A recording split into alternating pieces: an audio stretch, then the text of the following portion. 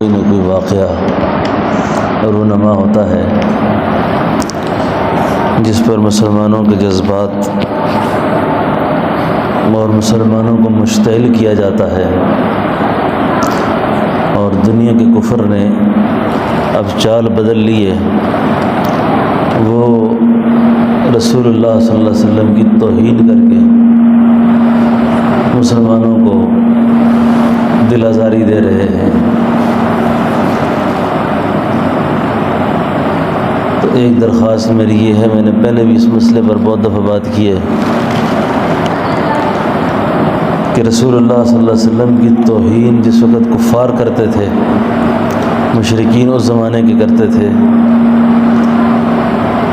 تو صحابہ وہ الفاظ نقل نہیں کرتے تھے۔ آپ کو کسی کتاب کے اندر ان کے بکواسات نقل ہوتے ہوئے نظر نہیں آئیں گے۔ جیسے انہوں نے جو بکواس کیا اس کے ساتھ ہی وہ دفن ہو گیا، ختم ہو گیا۔ ایک تو کفار کی باتوں کو شیئر نہ کیا کریں، آگے لوگوں تک نہ پہنچائیں، کیونکہ رسول اللہ صلی اللہ علیہ وسلم کی عزت اور ناموس کا جو مسئلہ ہے یہ بہت زیادہ باریک مسئلہ ہے، اور جس کو پتہ نہ ہو اس کو خبر بھی نہ کریں۔ جس کو نیا علم میں ہو بات، اس کے علم میں بھی نہ لائی جائے کہ رسول اللہ صلی اللہ علیہ وسلم کی عظمت، آپ کی شان، آپ کا مقام اس قدر اللہ نے عظیم الشان رکھا ہے، اس قدر اللہ نے بلند رکھا ہے کہ معمولی سی کوئی بات دل میں پیدا ہو گئی تو ایمان کا نور ختم ہو جاتا ہے۔ تو ان کفار اور مشرکین کی مذمت خود اللہ جل شانہ کر چکے ہیں۔ قرآن کریم کے اندر اللہ تعالیٰ نے ارشاد فرما دیا ہے کہ جو حضور کی توہین کرتے ہیں، آپ پر فکرے کستے ہیں، آپ پر کوئی ایسا لفظ استعمال کرتے ہیں جو آپ کی شان کے منافی ہے، قرآن کہتا ہے عُتُلٍّ بَعْدَ ذَلِكَ زنیم۔ زنیم کا معنی ہوتا ہے بہت بڑا حرامی۔ میں اپنا معنی نہیں کر رہا، اللہ کر رہے ہیں یہ معنی، یعنی جس کا باپ کوئی نہ ہو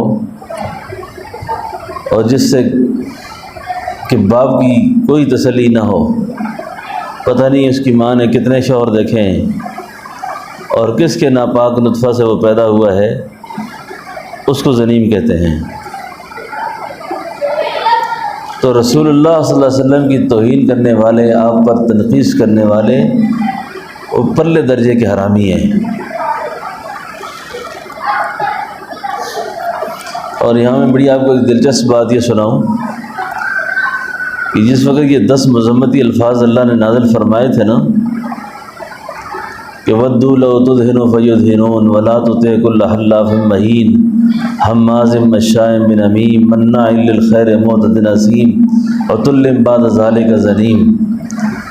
یہ اس بدبخت کی جو خرابیاں تھیں جن کا ذکر اللہ نے کیا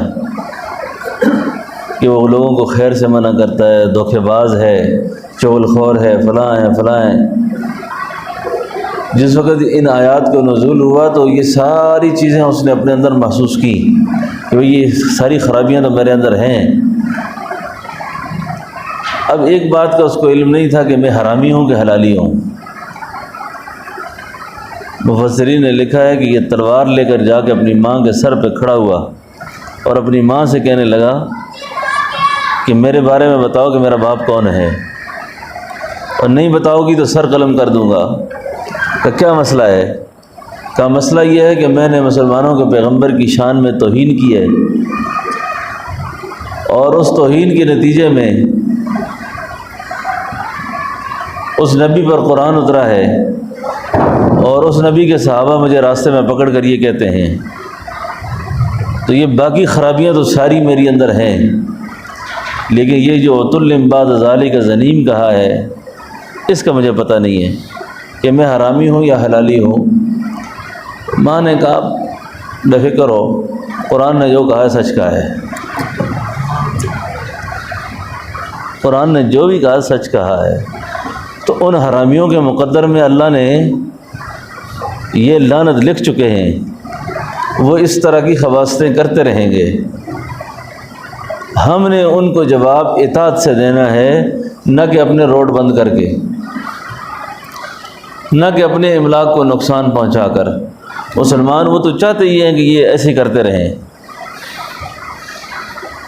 تو آگے سے ان کی کفریہ باتوں کو نہ موبائل پر کسی کو بتائیں، نہ اس کو شیئر کریں، کیونکہ رسول اللہ صلی اللہ علیہ وسلم کی عزت اور ناموس کا جو مسئلہ ہے یہ بہت نازک ترین مسئلوں میں سے ہے۔ با خدا دیوانہ باش، با محمد ہوشیار باش۔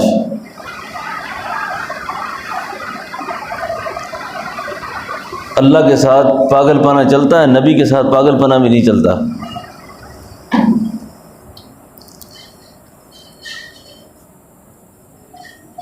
تو بات سمجھ آ رہی ہے نا؟ تو اس کا بہت زیادہ خیال رکھنا ہے ان چیزوں کا۔ اس وقت جتنا ایمان کا امتحان ہمارا یہ موبائل لے رہا ہے نا،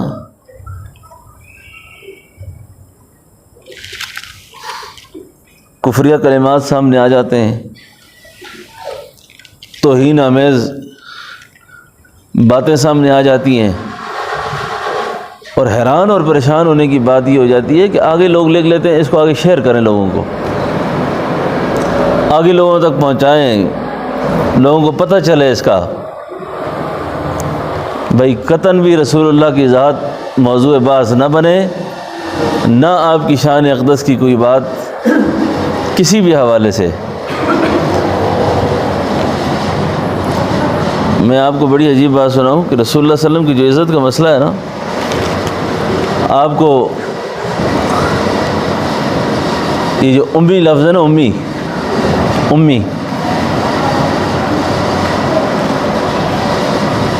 آپ لفظ امی پڑھتے ہیں نا کہ رسول اللہ کو اللہ نے امی پیدا کیا، اور خود اللہ کے محبوب فرماتے ہیں نا بعثت معلمہ۔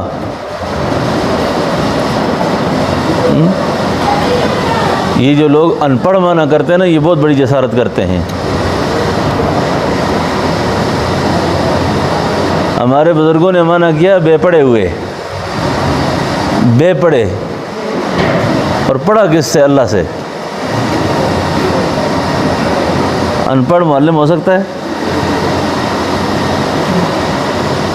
آپ کو استاد بھی نہیں کہنا، استاد۔ ایک عارف نے لکھا ہے کہ نبی کو استاد کا لفظ بھی نہیں دینا، کیونکہ یہ گاڑیاں ٹھیک کرنے والے بھی استاد ہوتے ہیں نا۔ استاد کا لفظ بھی عام ہے، ایسا کوئی لفظ آپ کے لیے آپ کی شان میں استعمال نہ ہو جو عرف عام میں بھی عام ہو، اور وہ لفظ آپ کی شان کے خلاف ہو۔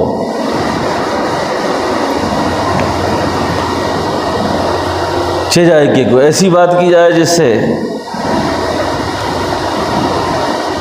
اس لیے ایک تو بہت زیادہ احتیاط کی ضرورت ہے، بہت زیادہ احتیاط کی ضرورت ہے کہ رسول اللہ صلی اللہ علیہ وسلم کی، آپ کی ادب، آپ کی عزت، آپ کا ناموس۔ پھر امام مالک رحمۃ اللہ علیہ کے اس قول کو پیش نظر رکھنا چاہیے جن سے خلیفہ ہارون الرشید نے پوچھا تھا کہ جس ملک میں یا جس جگہ حضور کی توہین ہو جائے تو وہاں کے امتیوں کو کیا کرنا چاہیے؟ کہاں مر جانا چاہیے؟ ان کو زندہ رہنے کا حق ہی نہیں ہے پھر۔ اور کوئی گستاخ سامنے آ جائے پھر تو اس کے لیے پھر فتویٰ لینے کی بھی ضرورت کسی سے نہیں ہے۔ مسئلہ تو یہ ہے، یہ اسی کو ثواب سمجھتے ہیں کہ بس دوسروں کو ان کی گندی باتیں نقل کر دیں۔ تو گندی باتوں کو نقل کرنا، گندی باتوں سے بچنا، یہ بہت ضروری ہے۔ رسول اللہ صلی اللہ علیہ وسلم کی عظمت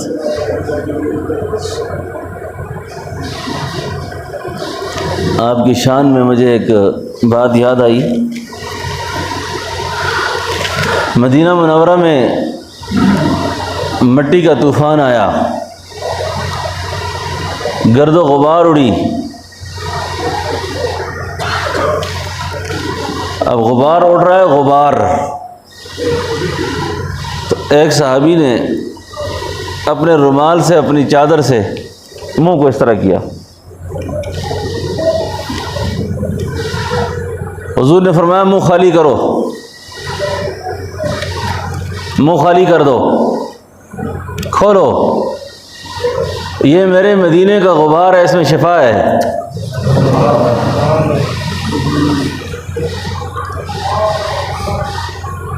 یہ میرے مدینے کا غبار ہے، اس میں شفا ہے۔ اب پیدا تو آپ مکہ مکرمہ میں ہوئے، لیکن آپ کا خمیر اللہ نے مدینہ سے لیا تھا۔ اب شفا کیوں نہ ہو کہ جس مٹی سے حضور کا خمیر لیا گیا، مسئلہ یہی ہے نا۔ آپ نے وہ شعر سنا نا جس میں کوئی شاعر کہتا ہے پہنچی وہیں پہ خاک جہاں کا خمیر تھا۔ تو رسول اللہ صلی اللہ علیہ وسلم جب مکہ مکرمہ سے ہجرت کر کے مدینہ منورہ آئے تھے، تو آپ کا جو مدفن ہے، آپ کی جو قیام گاہ ہے، آپ کی جو آرام گاہ ہے، وہ اماں عائشہ صدیقہ کا حجرہ ہے، اور وہ جنت ہے، اس میں آپ آرام فرما ہیں۔ تو یہ مٹی جس میں آپ دفن ہیں، اسی مٹی سے آپ کا خمیر لیا گیا۔ اور کتابوں میں آتا ہے کہ رسول اللہ صلی اللہ علیہ وسلم نے جس وقت مدینہ کی مٹی کو خاک شفا کہا نا،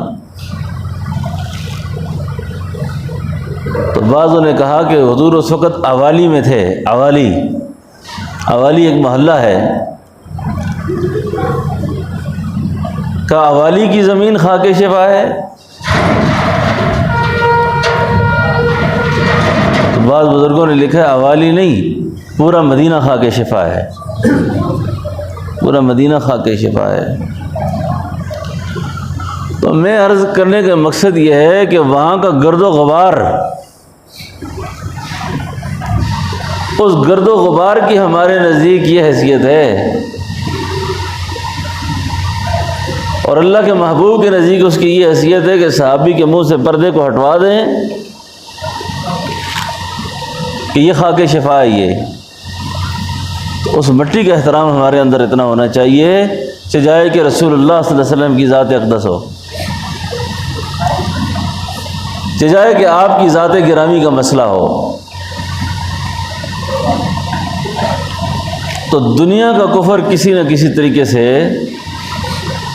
وہ ایسی حرکتیں کرے گا،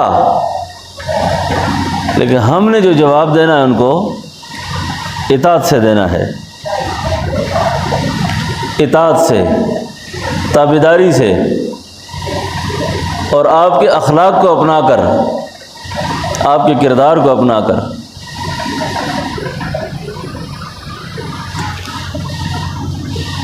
ہمارے سامنے رسول اللہ کے اخلاق نہیں ہیں۔ ایک اور بات سن لیں، امیر شریعت سید عطا اللہ شاہ بخاری رحمۃ اللہ علیہ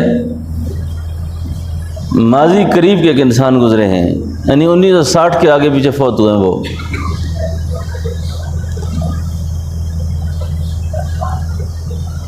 آپ کے دور میں ایک مرزائی نے ایک پمفلٹ لکھا، ایک رسالہ لکھا مرزا لامدی کی حمایت میں، اور حضرت شاہ جی نے اس کا جواب دیا اور تقریریں کی اس کے خلاف۔ یہ بات ان کے نواسے نے مجھے خود بتائی، کوئی دوسرا راوی نہیں اس کا۔ سید کفیل شاہ صاحب بخاری یہاں تشریف لائے تو انہوں نے مجھے یہ خود بتائی تھی یہ بات، کہ وہی آدمی ایک دن شاہ جی کے گھر آیا ملنے کے لیے، شاہ جی کی ملاقات کے لیے آیا، دروازے پہ دستک دی، شاہ جی باہر نکلے، وہی مرزائی لانتی جو ان کا مبلغ بھی تھا، ان کا محرر بھی تھا، اور مرزے کی نبوت کا پرچار کرنے والا تھا، اور شاہ جی اپنی اکثر بیانات کے اندر اس کا رد بھی کرتے تھے۔ لیکن جب وہ گھر آیا نا تو کہتے ہیں کہ شاہ جی اس کو اپنے کمرے میں لے گئے، کھانا کھلایا، دسترخوان پہ بٹھایا، پوچھنے لگے تم خیریت سے ہو، بچے تمہارے ٹھیک ہیں؟ تواضع کی اور اس کو رخصت کر دیا۔ کفیل شاہ صاحب فرماتے تھے کہ میں نے اپنی نانی سے یہ بات سنی تھی کہ جب اس کو رخصت کر دیا تو صحن کے اندر پریشان ٹہل رہے ہیں، ہاتھ سے پیچھے رکھے ہوئے ہیں اور ٹہل رہے ہیں گھر میں، اور ساتھ ساتھ یہ کہہ رہے ہیں اوفو اوفو، ہائے افسوس۔ کہتی ہے نانی اماں نے کہا اتنا اچھا کھانا کھلایا، اس کو اکرام کیا، کیوں افسوس کر رہے ہیں؟ کہا پہلی بات تو یہ ہے، یہ جو اکرام کیا یہ تو میرے نانا کی سنت ہے، یہ میرے نانا کی سنت ہے کہ اس کافر کو پتہ چلے کہ رسول اللہ کے پاس جب کافر آتے تھے نا تو اس کافر کا بھی احترام کرتے تھے۔ آپ کو اصل نقطہ سمجھ آیا کہ میری اس بات کا مقصد کیا ہے بیان کرنے کا؟ افسوس اس بات پہ کر رہا ہوں کہ اس کو جرأت کیسے ہوئی ہے میرا سامنا کرنے کی، پریشان اس بات سے ہوں، اس نے یا میرا ایمان کمزور ہے یا میرے اندر ہے کچھ نہیں، کہ یہ آخر اس کو کیسے ضرورت ہوئی کہ یہ میرا سامنا کیا اس نے۔ تو کہا شاہ جی پھر آپ نے کہا، فرمایا میرے نانا کی سنت یہی ہے کہ اگر کافر بھی مل جائے، کافر بھی آ جائے تو اس کے احترام اور اس کے ساتھ جو احترامات کا جو تعلق ہو اس میں کمی نہ لائی جائے۔ تو مطلب یہ ہے کہ رسول اللہ صلی اللہ علیہ وسلم کے دشمن کو بھی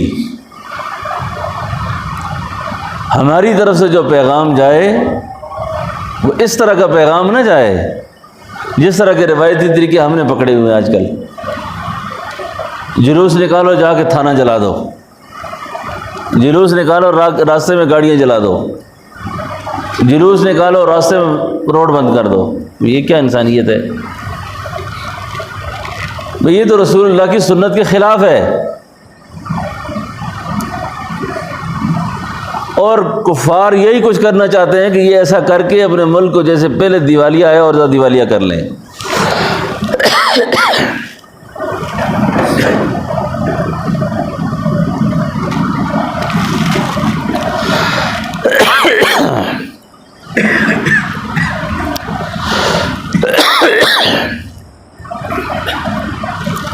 تو سنت کو، رسول اللہ کے لائے ہوئے دین کو اپنے مزاج کا حصہ بنائیں،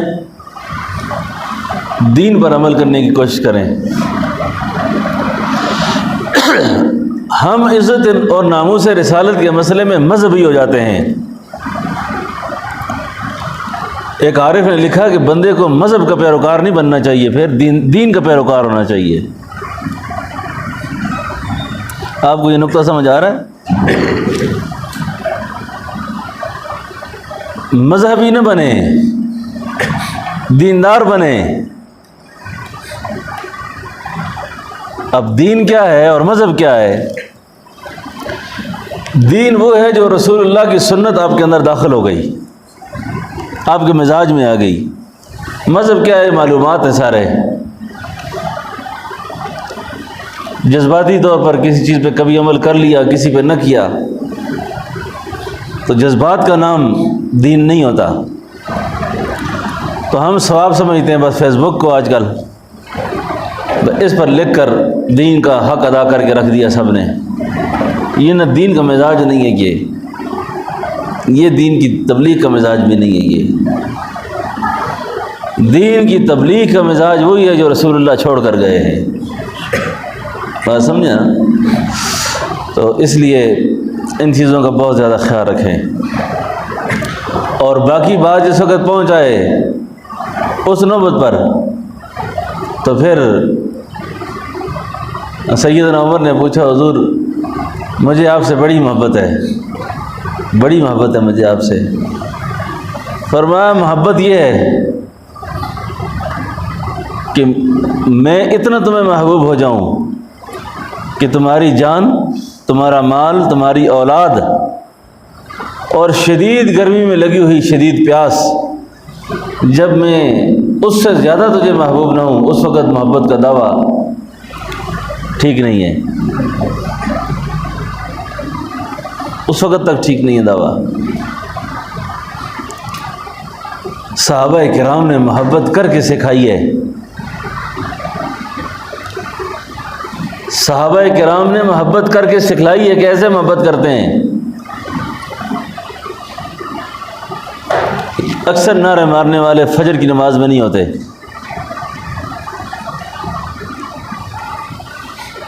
اکثر عشق کا دعویٰ کرنے والے امیر شریعت فرمایا کرتے تھے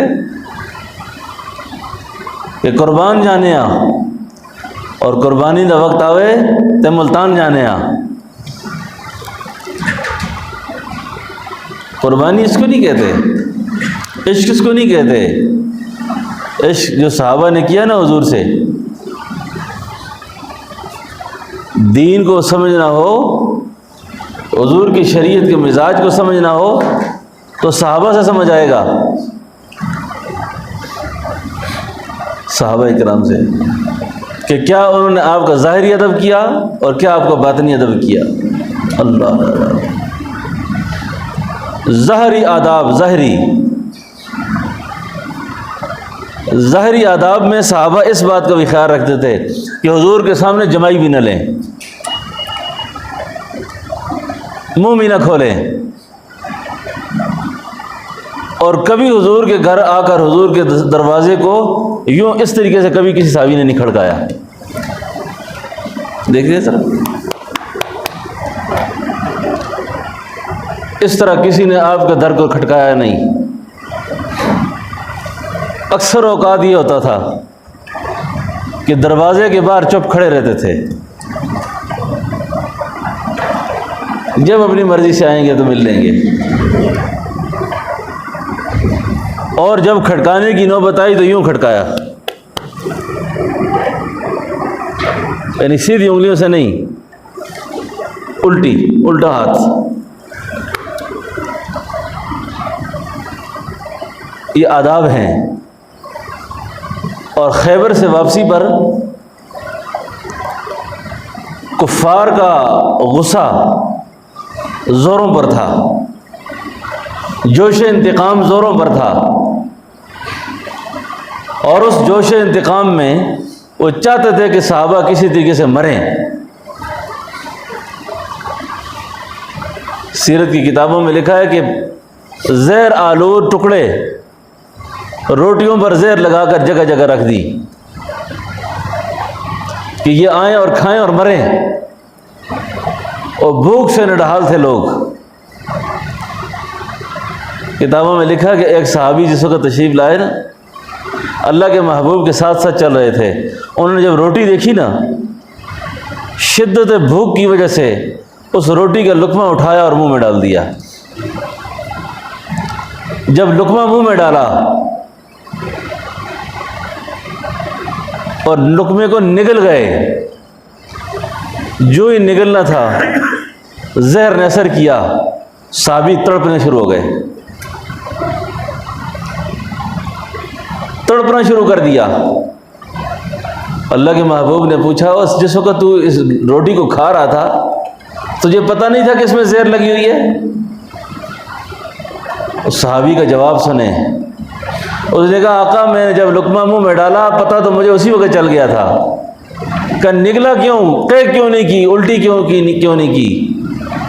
اس نے کہا آقا میں الٹی کرنے کے پروگرام میں تھا پر آپ میرے سامنے کھڑے تھے۔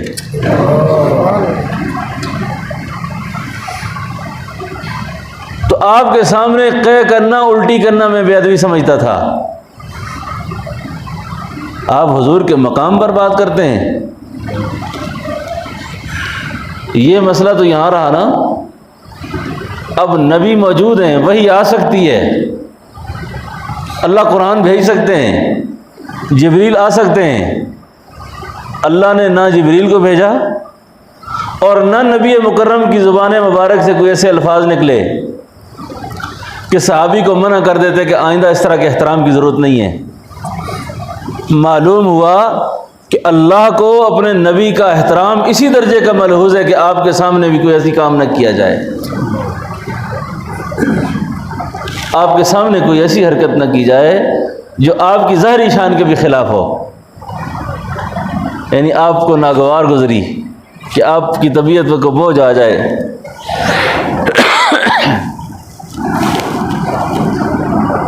تو یہ جذبات اور احترامات کے تعلق ہیں صحابہ کے، یہ تعلق ہے، اس کو محبت کہتے ہیں، اس کو محبت کہتے ہیں۔ خود زخموں سے چور ہو جائیں، زخموں سے چور ہو جائیں، اور زخموں سے چور ہونے کے بعد یہ نہ کہیں آئے مجھے اتنی تکلیف پہنچی ہے، وہ یہ پوچھیں کہ میرے نبی کا کیا حال ہے۔ تبوک سے واپسی پر جب کوئی بھی گھر میں نہیں تھا، چھوٹے بچے اور عورتیں تھیں، چھوٹے بچے اور عورتیں تھیں۔ اب 800 یا 700 میل کا سفر ہے مدینہ پاک سے۔ جب یہ جماعت واپس آئی تھی نا، تو ایک عورت کی فریاد کتابوں میں لکھا ہے کہ جس کا باپ شہید ہو گیا، خامن شہید ہو گئے، بیٹے شہید ہو گئے، لیکن وہ بار بار یہ پوچھتے کہ میرے نبی کا کیا حال ہے، میرے محبوب کا کیا حال ہے، اللہ کے نبی کس حال میں ہیں۔ یہ محبت ہے، یہ عقیدت ہے، یہ احترام ہے، ٹھیک ہے۔ تو ہمیں یہ کوشش کرنی چاہیے کہ آپ کے ظاہری باتوں کا بھی احترام اور باطن میں بھی آپ کی محبت کی انگیٹھی ہر وقت دل میں سلگتی رہے، چلتی رہے۔ اور کبھی کبھی اپنا امتحان بھی لیں کہ اگر مجھے حضور کی ناموس پر اپنا سب کچھ قربان کرنا پڑ جائے تو میں کہاں کھڑا ہوں گا؟ جی، یہ جذبات اور احساسات سینے میں رکھنے چاہیے اس محبت کے ساتھ۔ جی، تو میری یہ درخواست ہوگی کہ سنت کا عملی مظاہرہ، سنت پہ چل کے اپنے گھروں کے ماحول کو دیندار بنا کر، اس سے رسول اللہ کو بڑی خوشی ہوتی ہے، اس سے اللہ کے نبی بہت خوش ہوتے ہیں، بہت خوش ہوتے ہیں۔ تو اللہ جل شانہ سے دعا ہے کہ اللہ پاک یہ حرمت کے مہینے ہیں، ذی قعدہ یا ذوالقعدہ دونوں نام لے سکتا ہے آدمی، اچھا، ذی قعدہ ہو یا ذوالقعدہ ہو، بس یہ کوئی نہ بھی مسئلہ ہے، تھوڑا بہت اختلاف ہے کہ ذی قعدہ کہنا چاہیے کہ ذوالقعدہ کہنا چاہیے۔ اس مہینے کی نیکیوں کا ثواب بھی زیادہ ہے، اور اس مہینے کے اندر جس آدمی نے گناہ کیا نا، اس کو کتابوں میں لکھا ہے کہ سارا سال نیکی کی توفیق بھی نہیں ہوتی۔ پھر یہ حرمت والے مہینے ہیں، حرمت والے مہینے ہیں۔ ذی قعدہ، آگے کون سا ہے؟ ذی الحج، حج کا مہینہ آگے۔ ان مہینوں میں جتنا زیادہ ہو سکے یہ فضولیات سے زیادہ اطاعت کی طرف، اور آگے حج کا مہینہ شروع ہو رہا ہے، ذی الحج، حج کا مہینہ، تو ان مہینوں کا جتنا احترام ہو سکے، ان کے اندر جتنی نیکیاں ہو سکیں، جتنے اعمال ہو سکیں، جی، اس کی کوشش کرنی چاہیے۔ رسول اللہ صلی اللہ علیہ وسلم کی شان مبارک جو آیت مبارکہ حضرت نے تلاوت کی تھی نا، وہ عباد الرحمن الذین یمشون علی الارض ہونا، اصل چیزیں تو یہ ہیں، یہ حضور کی دن کی زندگی تھی اور رات کی زندگی قیام میں تھی۔ تو ان چیزوں کو اختیار کرنے سے انشاءاللہ رسول اللہ کا قرب اور آپ کا تعلق اور آپ کی نسبت ہم سب کو بڑے اچھے طریقے سے نصیب ہوگی، ٹھیک ہے نا انشاءاللہ۔ تو اس کا بہت زیادہ اہتمام فرمائیں۔ اور جن لوگوں کو اللہ نے حج کی توفیق دی ہے، حج فرض ہے ان پر، یعنی اتنے پیسے ہیں ان کے پاس کہ وہ مکہ مکرمہ جا سکتے ہیں، تو وہ اس فرض کو ادا کرنے کی بہت جلدی کوشش کریں، بہت جلدی کوشش کریں۔ اور اسی طریقے سے قربانی کا مسئلہ ہے، یہ باقی جو چیزیں ان مہینوں کے اندر جو متعلق ہیں اس پہ عمل کی کوشش کریں۔ ربنا تقبل منا انک انت السمیع العلیم وتب علینا انک انت التواب الرحیم۔ اللہم صلی علی سیدنا و نبینا مولانا محمد وعلی آل سیدنا و نبینا۔ اے اللہ ہم سب کے گناہوں کو معاف فرما، ہماری خطاؤں کو درگزر فرما، اللہ ہماری پریشانیاں دور فرما، ہماری مشکلوں کو آسان فرما، ہماری تنگ دستیاں دور فرما، ہمارے قرض مرض دور فرما، علت سے ذلت سے محفوظ فرما، بری موت سے برے انجام سے محفوظ فرما، خاتمہ بالخیر ایمان پہ فرما۔ اے اللہ خاتمہ بالخیر ایمان پہ فرما، حاضرین مجلس کے سب گناہوں کو معاف فرما، حاضرین مجلس کی توبہ قبول فرما، حاضرین مجلس کے گناہوں کو معاف فرما، سب کی توبہ کو قبول فرما، سب کی دنیا آخرت اچھی فرما، سب کی قبر قیامت اچھی فرما۔ اے اللہ سب کی قبر قیامت اچھی فرما، اپنے خاص فضل و کرم اور اپنی خاص مہربانی ہمارے ساتھ قدم قدم پہ شامل حال فرما۔ اے اللہ جب تک ہم زندہ ہیں اللہ ہمیں دین پہ زندہ رکھ، دنیا سے اٹھتے وقت ایمان نصیب فرما۔ اے اللہ ہمارے والدین کی بخشش فرما، ہمارے مشائخ کی بخشش فرما، ہمارے والدین، ہمارے اساتذہ، بہن بھائی، اہل تعلق جو دنیا کو خیر آباد کہہ گئے، اے اللہ ان کی آخرت کی منزلوں کو آسان فرما۔ جو بیمار ہیں گھروں میں اسپتالوں میں اللہ ان کو شفائے کاملہ عاجلہ دائمہ مستمرہ نصیب فرما۔ یا اللہ اپنے خاص فضل و کرم سے ہم سب کے حال پہ رحم فرما، اللہ ہم سب کے حال پہ رحم فرما۔ اے اللہ ہم سب کے حال پہ رحم فرما، ہمارے بچوں کے حال پہ رحم فرما، بچیوں کے حال پہ رحم فرما۔ اے اللہ اپنے خاص فضل و کرم سے یہ جتنے لوگ یہاں بیٹھے ہوئے ہیں، مرد ہیں عورتیں، اے اللہ سب کی جائز مرادیں پوری فرما، سب کو اپنے خاص فضل اور خاص مہربانی شامل حال فرما۔ اللہ ہماری بچیوں کے، ہمارے بچوں کے مقدر نصیب اچھے فرما، اولاد کے صدموں سے بچا، اولاد کے دکھوں سے بچا، اولاد کے غموں سے بچا، اولادوں کی تربیت فرما۔ اللہ ہمارے اولادوں کے اخلاق ٹھیک فرما، اللہ ہماری بچیوں کے اخلاق ٹھیک فرما، بچوں کے اخلاق ٹھیک فرما۔ اے اللہ ہمارے چھوٹوں کے بڑوں کے اخلاق صحیح فرما۔ اے اللہ سب کو اپنی محبت اور معرفت کا وافر حصہ نصیب فرما، اللہ وافر حصہ نصیب فرما۔ اے اللہ وافر حصہ نصیب فرما۔ یا اللہ جو لوگ حج کے سفر پہ روانہ ہو گئے، اے اللہ ان کے حج کو آسان فرما، اللہ ان کے حج کے سفر کو قبول فرما۔ جو جانے والے ہیں ان کے لیے جانا آسان فرما، اے اللہ جو جانے والے ہیں ان کا جانا آسان۔ اے اللہ جن کو ابھی تک توفیق نہیں ملی ہے اللہ ان کو لیے توفیق مرحمت فرما۔ یا اللہ جو لوگ قربانیاں کرنا چاہتے ہیں اللہ ان کی قربانیاں آسان فرما، اسباب مہیا فرما۔ یا اللہ اپنے خاص فضل و کرم سے ہم پہ، ہماری اولادوں پر، ہمارے بچوں پر خاص فضل متوجہ فرما۔ وصلی اللہ تعالی علی خیر خلقی محمد وعلی آلہ وصحبہ اجمعین برحمتک یا ارحم الراحمین۔